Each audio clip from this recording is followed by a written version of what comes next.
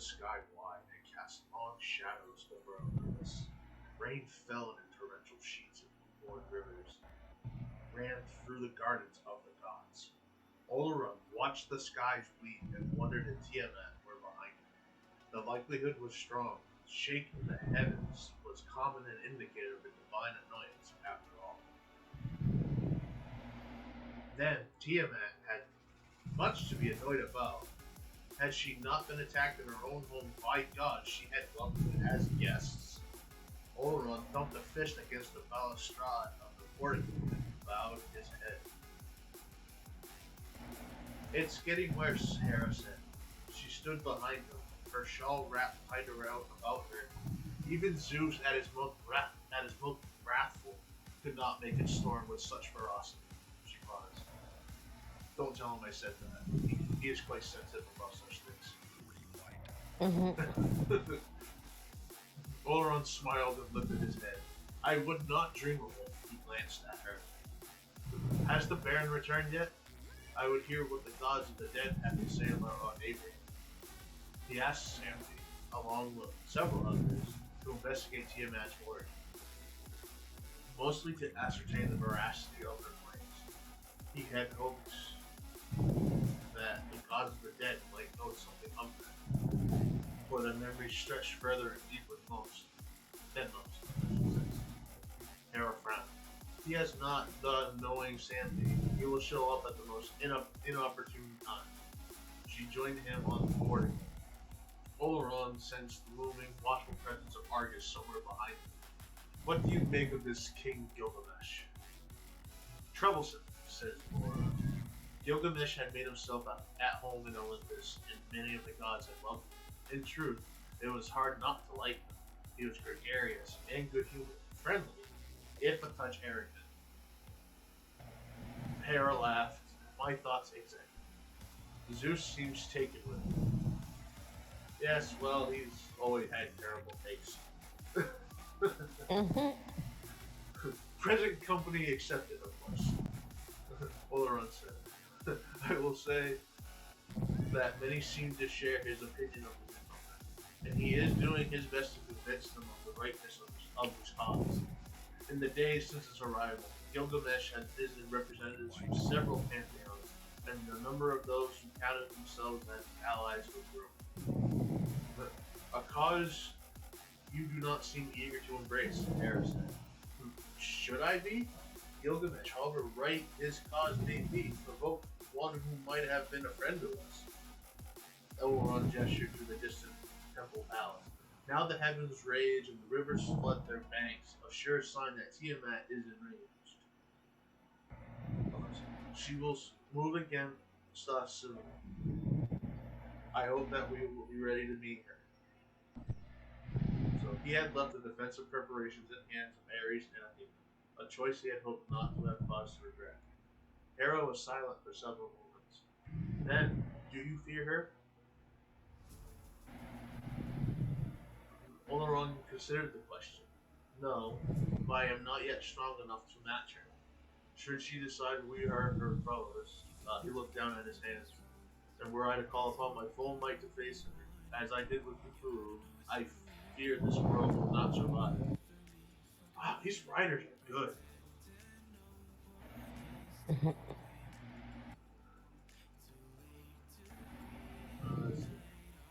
You are wise, my lord, someone said before Hera could reply. The voice came out of nowhere, or it seemed to, at least in truth. Oleron had been aware of an eavesdropper for some time. While his senses may have been somewhat muted by the weight of the world, they were still good enough to see through such magic as one's organ buffet employed. Oleron turned towards her, pinpointing her location despite the sorcerer's camouflage that saved her. And you are most adept at weaving illusions, Morgan Buffet. I must commend you, even as I wondered why you are here. Scowling, Morgan dropped her illusionary veil, revealing herself and the sword that floated behind her. What did you not speak earlier? I hoped you might give me some indication as to your purpose, Oleron. I ask again, why are you here? I wish to speak to you, my lord, to convince you not set yourself against one who has done so much for this world and its people. And who are you to convince us of anything? Hera asked. Merlin has spoken of you to me, Enchantress. He says you caused much trouble for he and Arthur. How how you came to be here, I cannot fathom. But I doubt he would be pleased to find you here. Morgan smiled widely. Indeed, he is gone, but that is to be expected, given that it is Merlin and I that came to warn you about. Ooh, this is getting interesting. She looked at Oleron. He has given you counsel of late, has he not? He warned you of Tiamat's intentions, perhaps attempted to persuade you to move against her? Oleron frowned. Merlin had come to him not long after Gilgamesh's arrival, proposing the very thing. He suspected that the sorcerer had come to some private accord with Gilgamesh. You could have been spying on us. Morgan laughed. No, but I am familiar with his ways, as I am familiar with yours, traitress. A wash of sorcerer's fire sent Morgan sprawling to the floor of the portico. Oleron turned to see Merlin hurrying towards him. I knew you had not gone far, he growled. Away from them, witch! He gestured, summoning another ball of sorcerer's fire. Oleron gestured, snuffing the flame as it even left Merlin's hand. Out of the corner of his eyes, he spied Hera waving Argus back before he could intervene. We do not require aid, Merlin, he said. Morgan and I were simply talking. She cannot be trusted, Merlin said. If he was at all perturbed by Oleron's casual dismissal of his spell, he gave no sign. She is a deceit incarnate, a temptress and a liar. There are some who might say the same of you, Morgan said, the sword hovering over her shoulder twitched like the stinger of a scorpion's tail. She looked at Hera, who watched the confrontation as she shrewd expression on her face. Who was it who told you how to defeat Jormungandr, O Queen of Olympus? Was it the one who sent the monster to ravage your lands in the first place, perchance? A mistake, Merlin said, glancing at the Queen of Olympus. One I have done my best to atone for, as Hera can attest. Morgan laughed. What you call atonement, I call opportunism. You seek to integrate yourself here, even as you did at Camelot. But that didn't work out so well for her people, did it, Merlin? Merlin paused, a pained expression on his face. I have only done what I thought best, he said softly. And all I have done for the benefit of Camelot and its people. Oleron read volumes of those words. He glanced at her and saw that she too had heard what was left unsaid. Of late, both Arthur and Merlin had been more aggressive, more forceful, as if it was the war against Cthulhu had awoken something in him, something fierce, something dangerous. How does taking their king benefit? Morgan shook her head. You have never cared for him, about Camelot, Merlin. Not truly. You only care for a perfect kingdom that exists in your head. You tried to beat our land into shape by pleasing to you, and when you failed, you fled here, hoping to start fresh. Merlin stared at her in silence, and Oleron found himself wondering how much of what Morgan said was true. Whether Merlin's aggressiveness was a desperation as anything, regardless, it was a problem for later. He gestured sharply. Enough! Come to the point, Morgan. The Enchantress turned her sly gaze on him. I have made it already, my lord. You cannot trust Merlin or Arthur, who is Merlin's puppet, and it is they who counsel you to join forces with Gilgamesh. Ask yourself why. What did they have to gain by pitting you against Tiamat? God, these gummies are freaking awesome. This is wicked good. Alright, the gummies or the storyline? The storyline that's going behind this Port of Midnight. The world said Gilgamesh, causing Morgan to whirl about.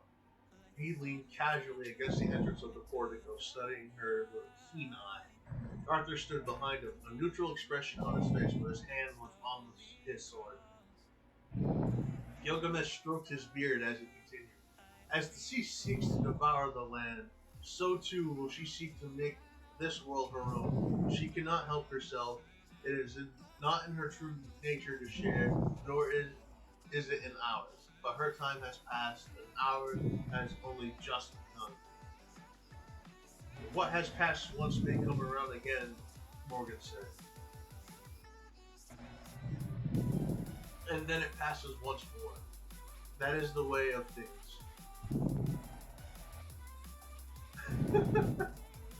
But that is not how Tiamat prefers it. That is why she was bound before, so that the world might grow and change without fear of her mad whims. You have no proof of that, Morgan said. And she has done much for this world, and you repay her with accusation and assault. If a man cannot trust his gods, who can he trust? Gilgamesh said. The cycle was set in place millennia ago. All things bow to it. All things have saved Tiamat. For all that she claims to have the best interest of this world at heart, she is only interested in her own pleasure. He looked at Lauren. She sees the world as a toy, and she will break it the moment she ceases to amuse it. Look, you know I speak the truth, my lord.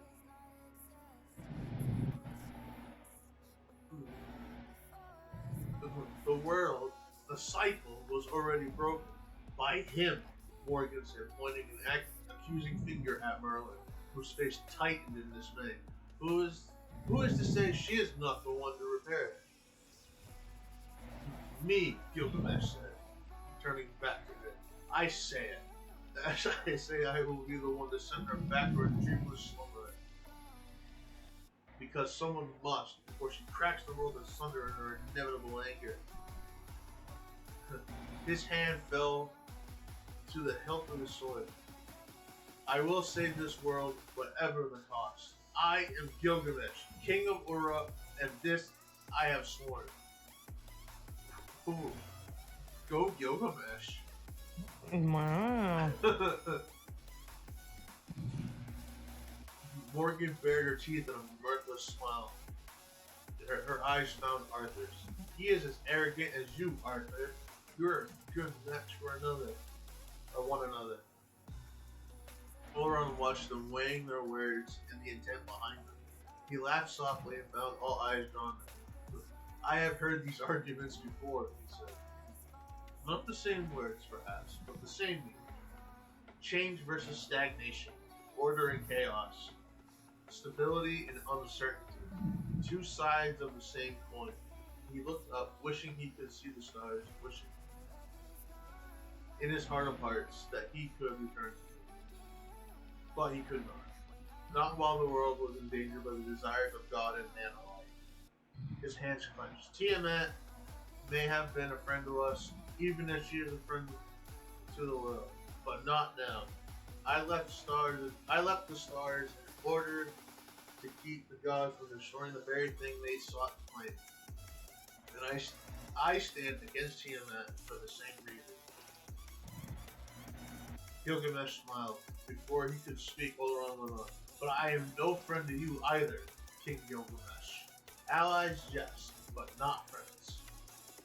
You have dragged me into a war for what I believe to be your own convenience, and we will settle accounts when it is done. In the silence that followed, Morgan was the first to speak. I am disappointed, but not surprised. Nor I think will Tiamat be surprised. I leave you to your uneasy alliance, King Olympus. I would wish you luck, but, well, so she smiled, shrugged, and gestured. The sword that hovered at her shoulder spun in a slow circle, carving a hole in the world. When it had finished, she stepped through it, vanishing from sight.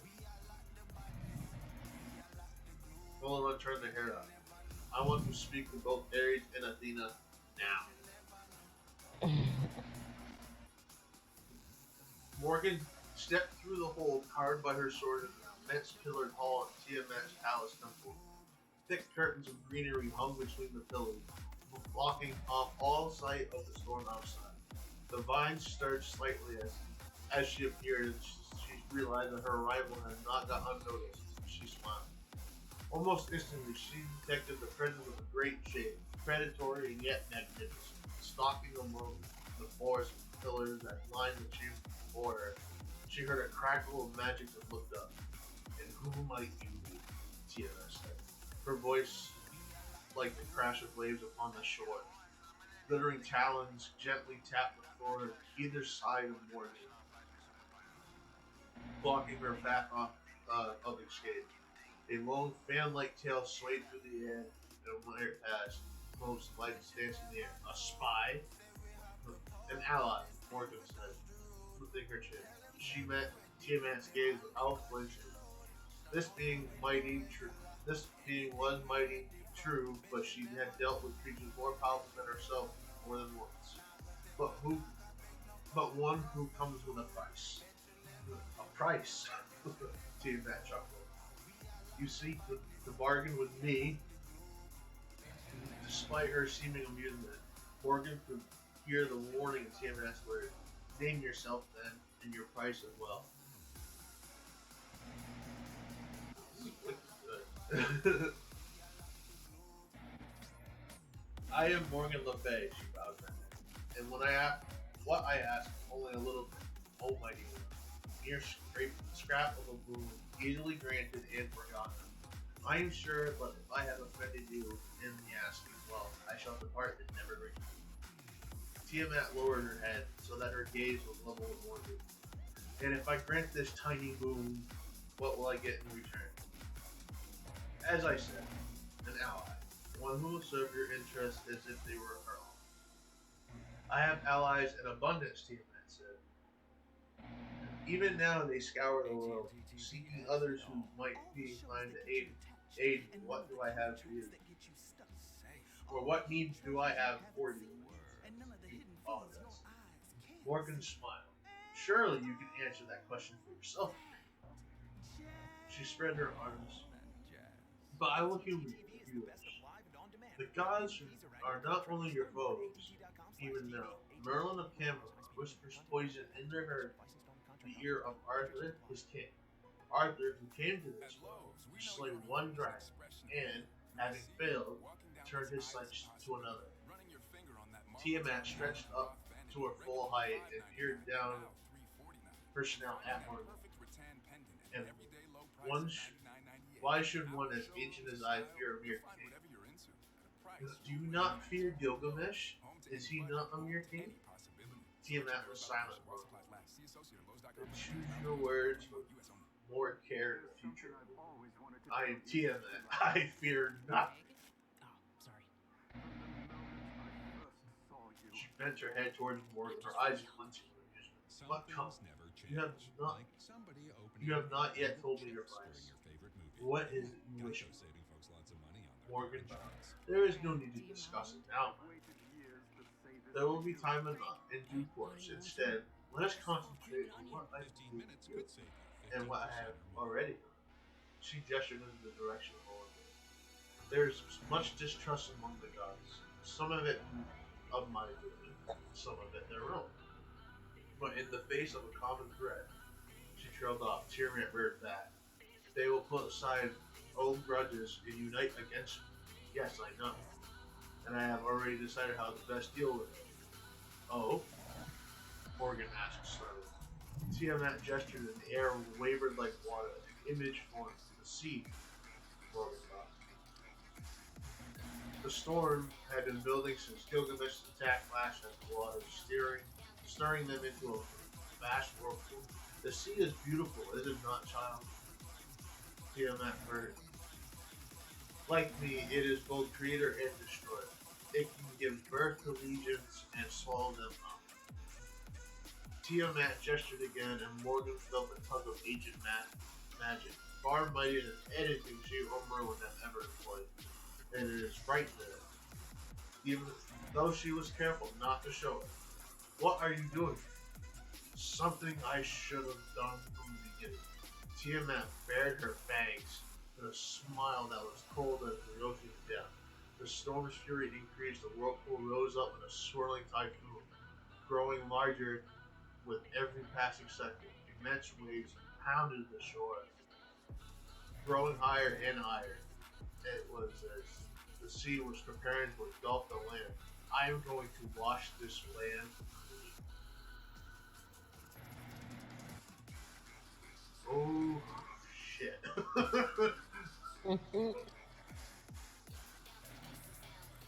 Wow. Yeah, that's pretty good. I'll give High Res credit with that one. That was wicked good.